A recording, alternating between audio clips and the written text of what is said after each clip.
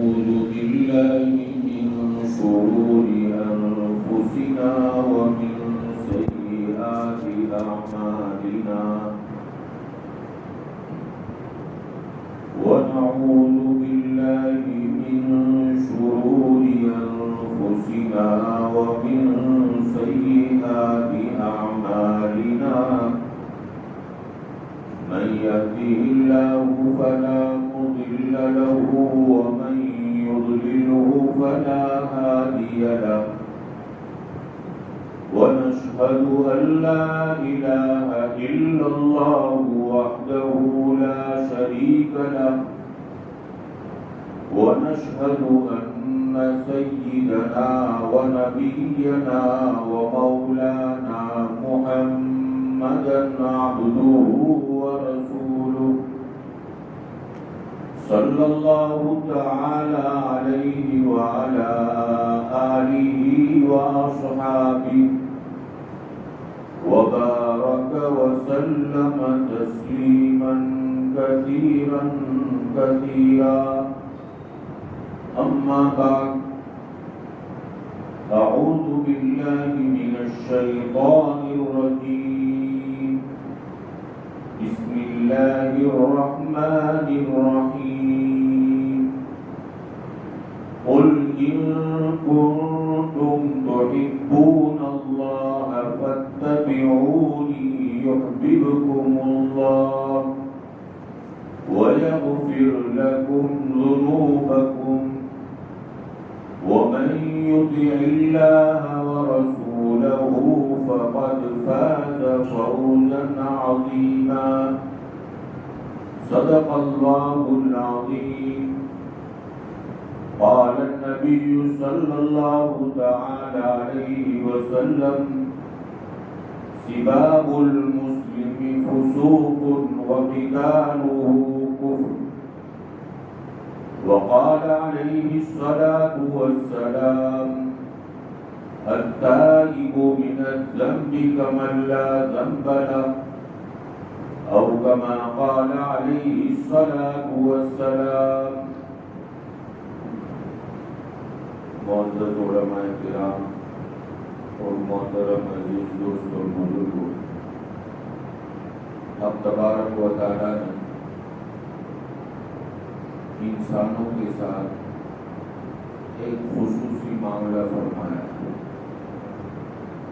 جیسا کہ حدیث قدسی سے یہ واضح ہوتا ہے، جس میں فرمایا الخلق عیال اللہ، ساری کے ساری مخلوق اللہ کا کنبہ ہے، اس کے ساتھ رحم کرنے کا جو ہے حکم دیا گیا کہ تم میرے بندوں پر رحم کرو، میں تمہارے اوپر رحم کروں گا۔ بندہ دنیا کے اندر زندگی گزار رہا ہے،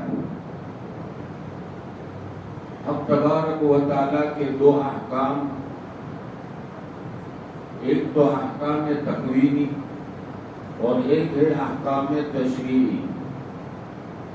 احکام تکوینی کہتے ہیں کہ حق تبارک و تعالیٰ نے اپنی مخلوق میں سے کچھ ذمہ داریاں ایسی ڈال رکھی ہے کہ جس کو کرنا جو ہے اس مخلوق کے لیے ضروری ہے۔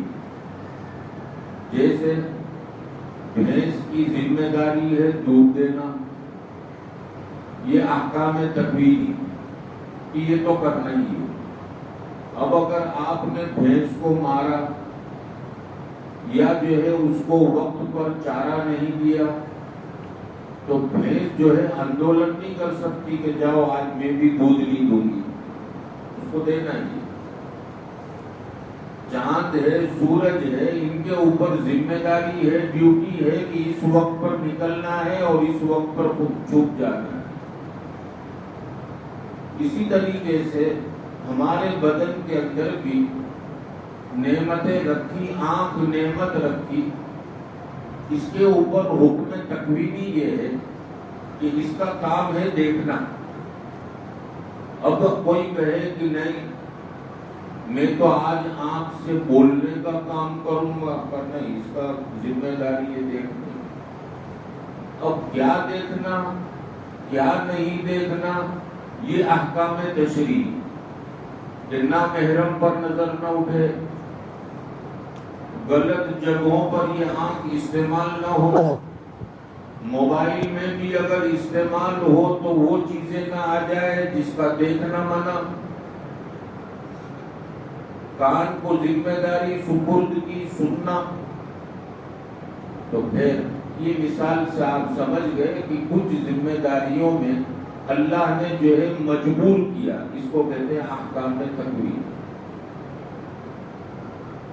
کہ اگر کوئی آدمی یہ کہے کہ میں تو سویا ہوا ہوں، آنکھوں کے اوپر بوجھل پن ہے، میں آج جو ہے کان سے دیکھوں گا، تو لوگ کہیں گے بے وقوف، کوئی کان سے بھی دیکھ سکتا ہے، اس کی ڈیوٹی ہے سننا۔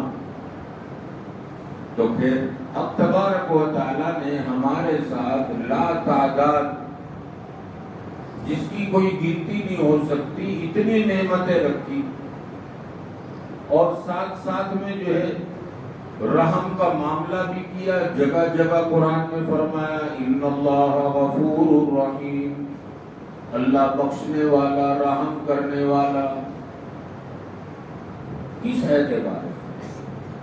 اللہ چاہتا تو یہ جو ہے حکم نازل کر دیتا کہ نماز چھوڑو گے، پاؤں کے اندر کمزوری، پیروں میں کمزوری ڈال دوں گا، اگر کسی کو ستاؤ گے تو آنکھوں کی روشنی آہستہ آہستہ کم کرتا چلا جاؤں گا۔ اگر ایسا ہوتا تو میرے پیارے عزیز دوست اور بزرگوں، ابھی تک ہم نابینا ہو گئے ہوتے، ہماری زبان گونگی ہو چکی ہوتی، ہمارے کانوں کی سنوائی بند ہو چکی ہوتی، لیکن حق تبارک و تعالیٰ نے اپنے بندوں پر رحم والا معاملہ کیا، اور ساتھ میں کہہ دیا کہ میں غفور ہوں، میں فوراً پکڑتا نہیں، ڈھیل دے دیتا ہوں۔ دنیا کے اندر اگر کسی کے متعلق پتہ چل جائے کہ چوری کی ہے تو اس کے پکڑنے میں جلدی کی جاتی، لیکن میں جو ہے پکڑنے میں جلدی نہیں کرتا، ڈھیل دیتا ہوں، اور جب پکڑ بھی لیتا ہوں تو ظلم نہیں کرتا۔ جتنا گناہ کیا اتنی سزا، ایک بال کے برابر بھی سزا میں زیادتی نہیں کروں گا۔ تو پھر رب کے بے شمار احسانات ہمارے اوپر ہیں۔ کبھی ہم نے اپنے بدن پر غور کیا کہ میرے رب نے کتنی قیمتی چیزیں میرے بدن کے اندر رکھی؟ پیروں کی طرف ہم دیکھ لیں کہ دنیا کی بڑی سے بڑی کمپنیوں نے چپلیں بنائی، اسٹریچر نام کی کمپنی آئی، اس نے بوٹ بنائے، چپلیں بنائی، اور پتہ نہیں اور کون کون سی جو ہے آئی کمپنیاں جنہوں نے جوتے بنائے۔ اب وہ جوتے کو ہم استعمال کر رہے ہیں، زیادہ سے زیادہ میں مبالغہ کا لفظ استعمال کر رہا ہوں، اس سے کم ہی ہوگا کہ 5 سال کے بعد تو اس کا جو ہے حالت خراب ہو جائے گی، پہننے کے لائق نہیں رہے گا۔ کبھی ہم نے غور کیا کہ میرے رب نے جب سے میں پیدا ہوا مجھے پیر والی دولت سے نوازا، پاؤں دیتی۔ آج میری عمر 40 سال، 50 سال، 30 سال، 80 سال ہو گئی، اس کے اندر ذرہ برابر کمی آئی؟ کسی نے یوں کہا کہ بھائی مارا پکتا ہوئے بنی گیا، خلاص دے گیا، 30 برس میں دے گیا، وہی چل رہا۔ تو حق تبارک و تعالیٰ فرماتے میرے بندے اب تو مجھے پہچان، یا ایھا الانسان ما غرک بربک الکریم، تجھے جو ہے رب کریم سے کون سی چیز نے دھوکے میں ڈال رکھا؟ ابھی بھی رب کی آواز پر لبیک نہیں کہتا، ابھی بھی رب کی مانتا ہے۔ وہ رب اتنا شفیق ہے اپنے بندوں پر کہ جب حضرت موسیٰ علیہ نبینا علیہ السلام کو اس فرعون کے پاس بھیجا گیا جس نے انا ربکم الاعلی کہا، تو ساتھ میں کہا فقولا لہ قولا لینا اذهب الى فرعون انه طغى، یہ باغی ہو گیا، جاؤ اس کے پاس، لیکن نرمی کے ساتھ بات کرنا۔ تو فرعون تو باغی تھا، اس کے ساتھ نرمی والا معاملہ کرنے کا حکم دیا گیا. ہم تو سبحان ربی الاعلیٰ کہنے والے ہیں، ہم پر کتنا مہربان ہوگا. کبھی ہم نے سجدہ کر کر یہ لذت حاصل نہیں کی، کبھی دعائیں مانگ کر لذت حاصل نہیں کی کہ میرا رب کتنا رحیم. ایک بندہ اگر جو ہے اپنے ماں باپ کا باغی بن جائے تو ماں یہ کہنے پر باوجود اتنی ممتا، یہ کہنے پر ماں کی زبان مجبور ہو جاتی کہ آج سے میں تیری ماں نہیں رہی.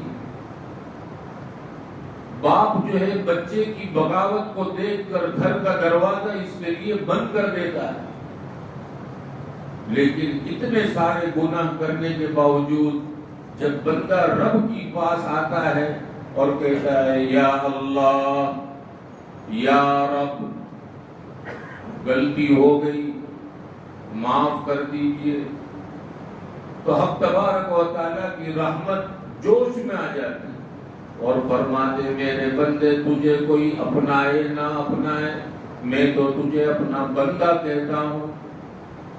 کوئی تجھے اپنے گھر میں جگہ دے یا نہ دے، لیکن میں تجھے اپنی جنت میں داخل کرتا ہوں. یا ایتھا النفس المطمئنہ. میرے عزیز دوستوں بزرگوں، اتنا کریم رب جب وہ ہم کو اپنی طرف بلاتا ہے تو اس میں ہمارا فائدہ ہے. آج جو ہے ہم دین کا کام چھوڑ دیتے ہیں. کیوں؟ تو کہ بھائی مشورے کے اندر فلانے نے میرے خلاف رائے دے دی. ارے اللہ کے بندے تو اللہ کے لیے کر رہا یا مسجد اور جماعت کے ساتھیوں کو دکھانے کے لیے کر رہا؟ تو پڑھ رہا ہے اللہ کے لیے پڑھ رہا ہے، تو پڑھا رہا ہے اللہ کے لیے پڑھا رہا ہے یا مخلوق سے تجھے امیدیں وابستہ؟ تو میرے پیارے عزیز دوستوں بزرگوں، ایک باپ اپنے گھر پر کچھ چیزیں لے کر جاتا ہے کہ میری بیوی کھائے گی خوش ہوگی، میرے بچے کھائیں گے خوش ہوں گے. اگر یہ لے کر چلا گیا دے دیا ان کا حق ادا ہو گیا. لیکن امام بخاری نے الادب المفرد کے اندر ایک روایت نقل کی جس میں فرمایا کہ ساتھ ساتھ میں اگر بندہ نیت بھی کر لے کہ اللہ ان کی ذمہ داری تو نے میرے سپرد کی ہے، میں جو ہے اس ذمہ داری کے تحت یہ لے کر جا رہا ہوں تاکہ تو راضی ہو جائے، تو امام بخاری فرماتے ہیں حق بھی ادا ہوگا اور ساتھ میں ثواب بھی ملے گا. تو پھر حق تبارک و تعالیٰ فرماتے ہیں قل ان کنتم تحبون اللہ. اللہ کی محبت اور اگر نبی کریم صلی اللہ تعالی علیہ وسلم کی اتباع کر لیں. اتباع کہتے ہیں پیچھے پیچھے چلنے کو، آگے بڑھنے کو نہیں کہتے. حدیث میں جتنا بتلایا گیا بندہ اتنا کرے، اس سے زیادہ آگے نہ بڑھے. جیسے بھائی سلام ہے تو ورحمت اللہ وبرکاتہ، یہاں تک کہ الفاظ تو روایت میں ہیں، لیکن کچھ لوگ اپنی طرف سے آگے ومغفرت، آگے بڑھنے کی اجازت نہیں، وبرکاتہ تک ہی کرنا. نماز ظہر کی اتنی رکعتیں اتنی بعد میں پڑھنی ہے، نوافل کی نیت سے پڑھو، ظہر کا نام نہیں لے سکتے. تو نبی کریم صلی اللہ تعالی علیہ وسلم جیسا نبی اللہ نے ہم کو دیا، جو انسانوں میں محبوب، جناتوں میں محبوب، نباتات اور جمادات میں محبوب، اب فرد اور بشر میں آپ جو ہے محبوب. حضرت حلیمہ سعدیہ رضی اللہ تعالیٰ عنہ فرماتی ہیں کہ جب دودھ پلانے کے لیے بچوں کی تلاش میں نکلی اور مکہ المکرمہ میں مجھے پتا چلا کہ سارے بچوں کو لے کر دائیاں چلی گئی، ایک بچہ رہا ہے جس کے سر پر باپ کا سایہ نہیں. میں اس گھر میں پہنچی اور اس بچے کو لے جانے کی میں نے تمنا ظاہر کی. مجھے جب وہ بچہ سپرد کرنے کا وقت آیا، میں نے سوچا کہ اس بچے کے چہرے سے جو ہے کپڑا ہٹا کر دیکھوں تو صحیح اس کا چہرہ کیسا. حلیمہ سعدیہ فرماتی میں نے اس کپڑے کو ہٹایا، پیارے آقا کے چہرے مبارک پر نور دیکھا، میں گھبرا گئی کہ کہیں جو ہے اگر آنکھ کھول دیں گے تو میں برداشت نہیں کر پاؤں۔ میں نے جو ہے اپنا ہاتھ گھبراہٹ میں آپ کے سینے مبارک پر رکھا، پیارے نبی صلی اللہ تعالی علیہ وسلم نے اپنی آنکھیں کھولی۔ حلیمہ سعدیہ فرماتے ہیں وہ بچہ میری طرف دیکھ کر مسکرایا۔ حضرت حلیمہ کہتی ہے میں گواہی دیتی ہوں کہ جس وقت بچے نے آنکھ کھولی اس کی آنکھ سے نور نکل کر آسمان تک جا رہا۔ حلیمہ سعدیہ وہاں سے لے کر چلی، اپنے گاؤں پہنچی، کہتی ہے کہ جب میں نے اپنے اس بچے کو اپنے گھر میں لے کر داخل ہوئی، بنو سعد کے جتنے لوگ بیمار تھے اسی وقت اللہ نے سب کو شفا دے دی۔ کیونکہ اتنا برکت والا نبی اللہ نے ہم کو دیا۔ حضرت جبیر ابن مطعم رضی اللہ تعالی جن کے بارے میں نبی کریم صلی اللہ علیہ وسلم نے تمنا کی تھی کہ یہ بھی اسلام میں داخل ہو جائے، ان کے والد جو تھے مطعم، ان کے دو احسان تھے نبی کریم صلی اللہ علیہ وسلم پر۔ جس وقت شعبہ ابی طالب میں آپ کو قید کیا گیا، اس وقت وہاں سے چھڑانے میں سب سے بڑا جو ہے کردار حضرت مطعم کا تھا۔ اور جب آپ طائف گئے تھے دعوت دینے کے لیے اور جب وہاں سے واپس ہوئے تو مکے والوں نے داخلہ منع کر دیا تھا۔ یہ مطعمی تھے جنہوں نے حضور کو مکے میں پناہ دے کر داخل کروایا۔ ان دو احسانات کے بدلے نبی کریم صلی اللہ علیہ وسلم کی یہ تمنا تھی، تو حضرت جبیر چین سے بدر کے جب جو ہے قیدی پکڑے گئے تو یہ جو ہے اپنے قیدیوں کو چھڑانے کے لیے آئے تھے۔ تو نبی کریم صلی اللہ علیہ وسلم نے اس وقت فرمایا جبیر اگر تمہارے ابا ہوتے اور وہ بات کرتے میں سب کو چھوڑ دیتا، اس لیے کہ ان کے دو احسان مجھ پر۔ تو حضرت جبیر رضی اللہ تعالیٰ عنہ اسلام میں داخل ہوئے اور پھر جو ہے نبی کریم صلی اللہ تعالیٰ علیہ وسلم کے چہرے مبارک کے متعلق سوال کیا گیا کہ حضور کا چہرے مبارک کیسا؟ تو کہنے لگے چاند کو دیکھ لو اور حضور کے چہرے مبارک کو دیکھ لو۔ حضرت برہ بن عازب رضی اللہ تعالیٰ جو حضرت عبداللہ ابن عمر کے ہم عمر ہیں، دونوں ایک ہی عمر، یہ حضرت برہ سے بہت سی روایتیں آئی، تقریباً 300 روایتیں ان سے مروی ہیں۔ اور یہ وہ برہ ہیں کہ بدر کا جب موقع آیا تو چھوٹی عمر ہونے کی وجہ سے ان کو جو ہے نہیں لیا گیا۔ یہ حضرت برہ رضی اللہ تعالیٰ عنہ سے کسی نے پوچھا کہ نبی کریم صلی اللہ تعالیٰ علیہ وسلم کا چہرے مبارک کیسا تھا؟ تو جواب میں کہا آپ کے چہرے پر وہ حسن جو میری آنکھوں نے دیکھا ہے، آج تک کسی ماں نے نہ ایسے بچے کا جنم دیا اور نہ جو ہے قیامت تک کوئی ماں ایسے بچے کو جنم دے گی کہ جس کے چہرے پر اتنا حسن ہے۔ اور ساتھ میں روایت بیان کی کہ اللہ رب العزت نے پیارے آقا کے چہرے مبارک پر پورے کے پورے حسن کا اظہار دنیا میں نہیں کیا، اگر وہ کر دیتے تو کوئی دیکھ نہیں سکتا۔ تو اللہ رب العزت فرماتے میرے نبی سے محبت کرو، اس لیے کہ فرشتے بھی محبت کرتے ہیں، اور صحابہ کرام کو دیکھا محبت کر رہے ہیں۔ اب جو ہے دو لفظ ہے، ایک تو محبت ہے اور ایک عشق ہے۔ تو محبت کس کو کہیں گے، عشق کس کو کہیں گے؟ آج کل ہمارے نوجوان جو ہے عاشق زیادہ ہوتے ہیں، تو عشق کی ویاخیا کیا، اس کا مطلب کیا، محبت کی تعریف کیا، اس کی ویاخیا کیا، یہ بھی جو ہے جاننا چاہیے، لیکن وہ معلوم نہیں ہوتا۔ بس کسی کے پیچھے لگ گئے، کہ شادی کروں گا تو اس سے کروں گا، ماں کو رلا رہے، باپ کو رلا رہے، اور اپنی جو ہے چاہت پر عمل کرنے کے لیے ضد پر ہے، اور وہ ہونے والی بیوی بھی کہتی ہے کہ اب گھر والے نہیں مانتے تو چھوڑ دو، ورنہ تم کو تو حاصل کرتے رہوں گا، سب کو چھوڑ دوں گا، تم کو نہیں چھوڑ سکتا۔ لیکن بڑا عجیب اتفاق ہوتا ہے کہ شادی ہو جاتی ہے تو اسی کو چھوڑ دیتا ہے کہ جاؤ الوداع۔ تو عشق کا جو ہے مطلب کیا؟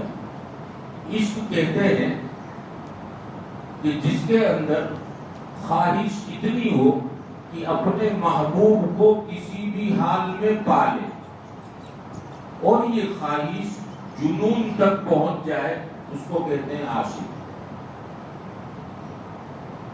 کہ اپنے محبوب کو پانے کے لیے جو بھی کرنا پڑے وہ کرنے کے لیے تیار، چاہے عزت جاتی ہو چلی جائے، لیکن یہ جو ہے محبوب کو حاصل کر کے رہو، جنون تک چلا جاتا ہے۔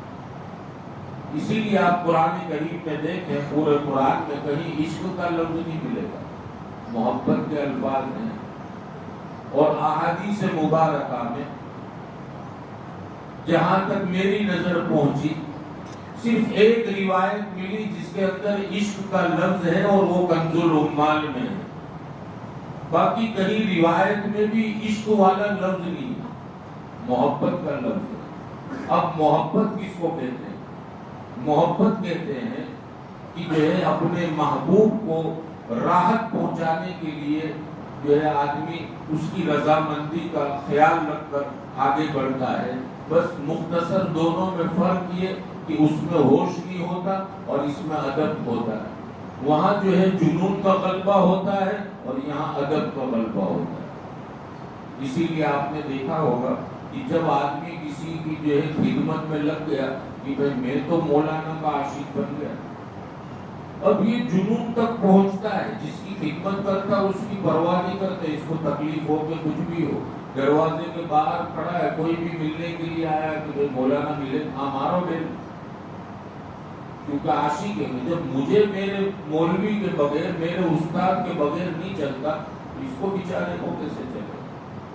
ایک اللہ والے تھے، ان کی خدمت کرنے کے لیے ایک جو ہے شاگرد متعین تھا، اب وہ بیچارے سونا چاہتے تھے کہ یہ جائے تو میں سوؤں، اس لیے بھی بک بک بک بک کرا کرتے، پانی دو، چائے لاؤ، پاؤں دبا دو، ہاتھ دبا دو، وہ کہتا اب تو تھک گیا، موبائل ہو تو آدمی سوئچ آف بھی کرے، اس کا کیا کرے؟ تو جب اس نے دیکھا کہ حضرت کے چہرے پر ناگواری کا اظہار ہو رہا ہے تو وہ خادم کہنے لگا حضرت آپ تھک گئے ہوں تو اب آنے والوں کی ملاقات کا سلسلہ بند کر دیا جائے اور میں اندر سے دروازے کی کڑی لگا لوں۔ اب اللہ والے ہوتے ہیں، کسی کا دل بھی نہ دکھے، کیسے کہیں کہ اس کو تم ہی چلے جاؤ؟ تو انہوں نے اتنا اچھا جواب دیا کہ جی بیٹا میں بھی آرام کرنا چاہتا ہوں، لیکن اندر سے سکل مارنے کے بجائے باہر سے مار دو، کیونکہ تم جاؤ۔